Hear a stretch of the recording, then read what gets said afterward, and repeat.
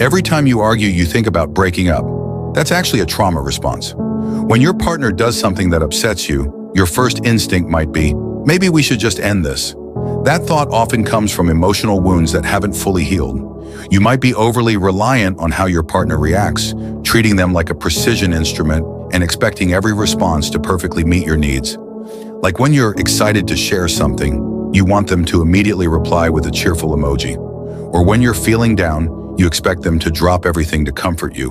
But when those expectations aren't met, the disappointment can hit like a tidal wave, making you want to run away from it all. It's not that you don't care, it's that you don't yet know how to handle conflict, so your default is to avoid it. People with a more secure emotional foundation respond differently. When cracks appear in the relationship, they stick around and say, "Let's talk about this." They face the tension head on and try to work through it. But for someone who's been hurt before, it's like tending to a wound that can't be touched. Every little bump feels excruciating. So when trouble starts, your instinct is to flee, to call it quits, to cut ties completely, thinking that's the only way to protect yourself. These days, people online love to say things like, "cut your losses," but sometimes that mindset gets misunderstood. He doesn't reply right away, and you assume he doesn't care. A small disagreement feels like a red flag. It's like you're holding a fragile glass ball, and at the slightest shake, you're ready to throw it away. But often what's really happening is that you're giving up too soon. Have you ever paused to consider his perspective when he lets you down? Maybe he didn't reply right away because he was in a meeting.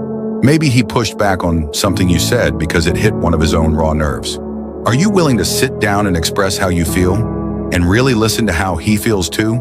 Friction in a relationship is normal, like a small boat rocking in the wind. Of course you feel uneasy, but if you've experienced past trauma, that uneasiness can feel unbearable. If you've ever felt like you were drowning, even the slightest wave can make you want to jump ship. That's why avoidance seems easier.